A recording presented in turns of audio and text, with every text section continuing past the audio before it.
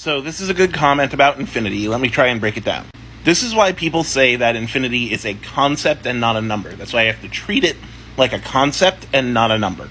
Because you are right, there is an infinity of numbers between 0 and 1. They have no end, except there is an end. It's 1. And there's an infinity of numbers between 1 and 2.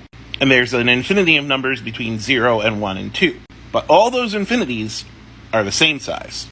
Because it just means that you can divide up that number line as much as you want. That's why you can't treat infinity like a number, because if it behaved like a number, then you should be able to say, oh, there are more numbers between 0 and 2 than there are between 0 and 1. But there aren't. They're both infinite. Any amount of divisions that you mark off between 0 and 2 can be just as easily marked off between 0 and 1, or 0 and any number, or any number and any number.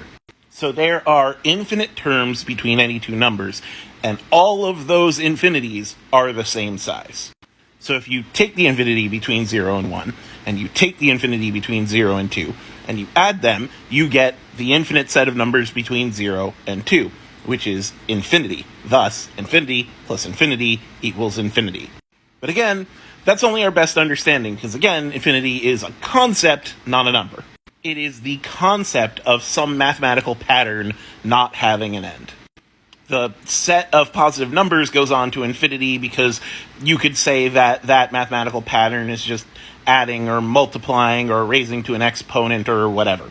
The set of negative numbers, same deal, subtraction. The set of numbers between 0 and 1, same deal, division. You just repeat a mathematical process without end and you get something infinite. Or you get an end, and then it's non-infinite. So in a way, infinity isn't really describing a value, it's describing a behavior. Which is why when power scalars say a character is able to destroy multiple infinities, it doesn't really make sense because, again, infinity is not a value.